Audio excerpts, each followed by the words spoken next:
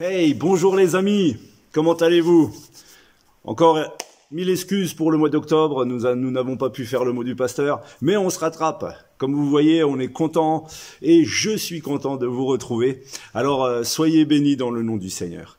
Voilà, je voulais un petit peu, mais vu qu'on est les amis du Seigneur, vous dire, mais est-ce que dans votre vie, vous avez accepté l'invitation de Jésus-Christ? On va lire un verset. Voici, je me tiens à la porte et je frappe. Si quelqu'un entend ma voix et ouvre la porte, j'entrerai chez lui, je souperai avec lui et lui avec moi. C'est dans Apocalypse, chapitre 3 et verset 20. Eh bien, voici, je me tiens à la porte. C'est Jésus qui nous tend un carton d'invitation. Et sur ce carton d'invitation, il est simplement écrit « Mon ami, je suis à la porte ». Alors, c'est un peu paradoxal, parce que Jésus nous invite, mais il nous invite à ouvrir notre porte à nous. Donc lui, il vient jusque le seuil de la porte de notre cœur, et il toque, il frappe. Mais celui qui a la possibilité de le faire rentrer, c'est toi ou c'est moi. Alors, effectivement, c'est lui qui invite, mais il m'invite à ouvrir la porte. Alors, est-ce que j'ai ouvert la porte de mon cœur? Comment faut ouvrir la porte de mon cœur? La porte de ma maison intérieure? Eh bien, cette invitation, elle est toute simple. Elle est toute simple. Pour ouvrir cette porte, il suffit simplement, de reconnaître que Jésus-Christ a payé le prix pour mes péchés. Il suffit simplement de se repentir, de se voir comme ne méritant rien, puisque nous ne méritons rien.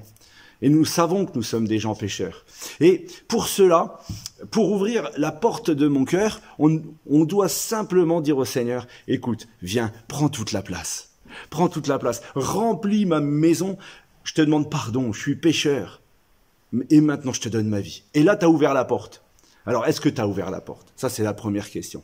Est-ce que tu connais ton Sauveur? Est-ce que tu lui as ouvert la porte? Puis, une fois qu'on lui a ouvert la porte, il dit qu'il soupera avec nous, qu'il dînera, qu'il petit déjeunera, qu'il sera toujours avec nous dans la maison. Est-ce que toi, comme moi, qui avons ouvert la porte au Seigneur depuis peut-être même quelques années, est-ce que réellement j'ai accepté cette invitation simplement pour asseoir le Seigneur tout seul à table? Ou régulièrement je soupe, je dîne, et je petit déjeune, et je passe du temps.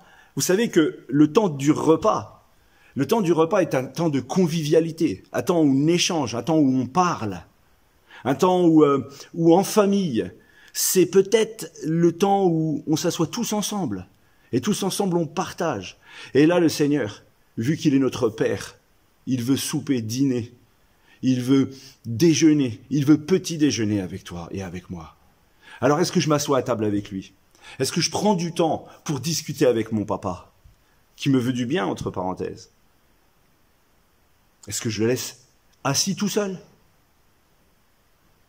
Parce que le faire rentrer, c'est une chose.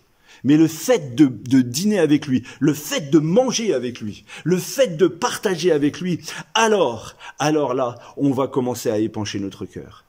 Et souvent, tout va mal dans notre vie, c'est quand nous levons et nous laissons le Seigneur tout seul. On ne va plus à table avec lui. On ne va plus manger, on ne va plus communier avec lui. On va prendre les rênes de notre vie sans se poser dans ces repas. Parce que dans ces repas, le Seigneur, comme pour la Sainte Seine par exemple, va se lever et va te dire, tu vois là, t'es parti sur une voie de ténèbres. Reviens. Ta place est toujours à table avec moi. Tu n'es pas encore sorti de mon royaume. Je ne t'ai pas chassé.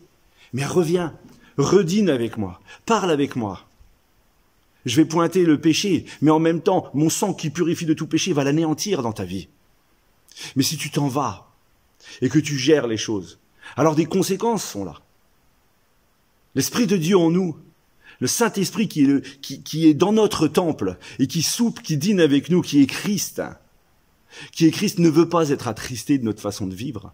Mais pour cela, il faut communier avec. Pour cela, il faut être proche de son cœur. Et comme tu l'as fait rentrer dans ton cœur, et comme je l'ai fait rentrer dans mon cœur, alors, voilà, nous avons la possibilité d'être vainqueurs sur bien des choses. Vous savez, l'amour de Dieu nous aide.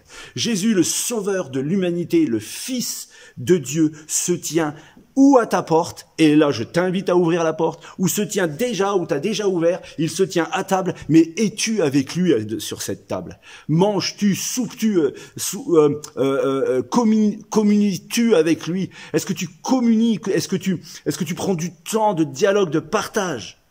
Il veut que tu manges le même pain que lui, il veut que tu boives la même coupe que lui. Celle qui nous rend saintes, celle qui nous justifie auprès du Père.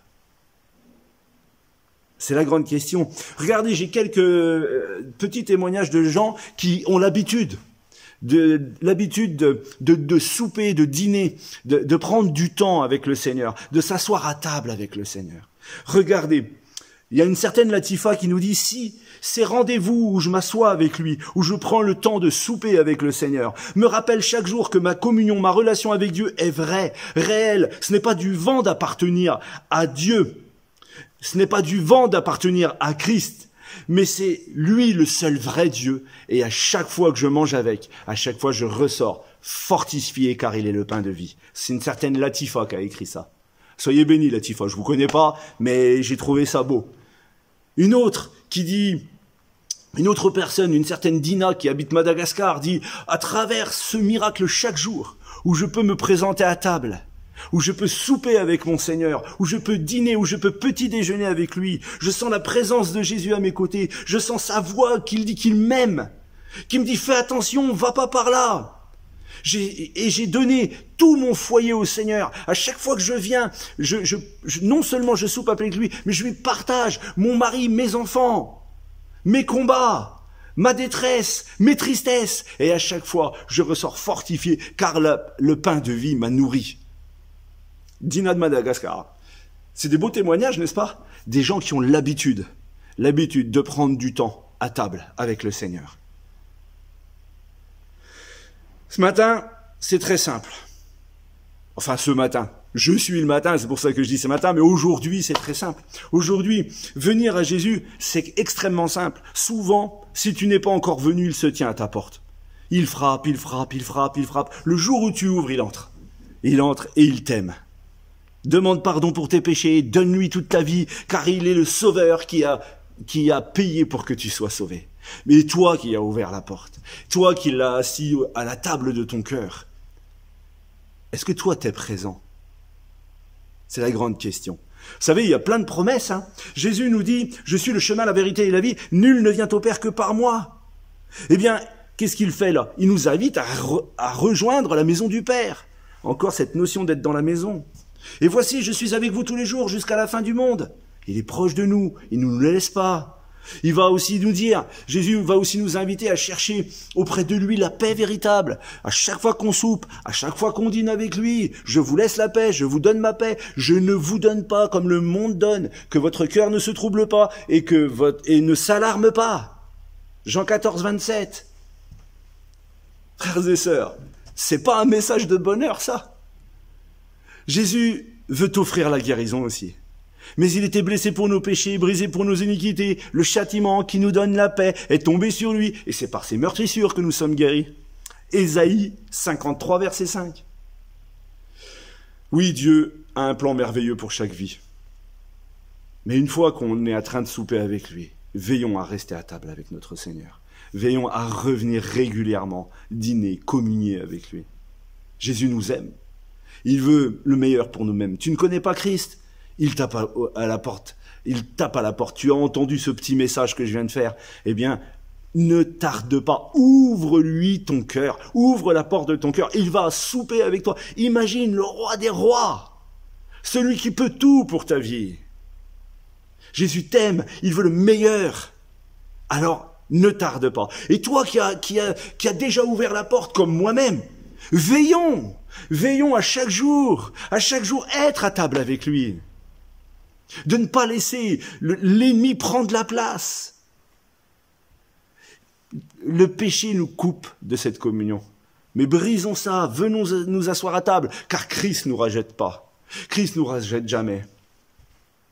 Il m'aime, il t'aime. Il veut que tu vives une belle vie.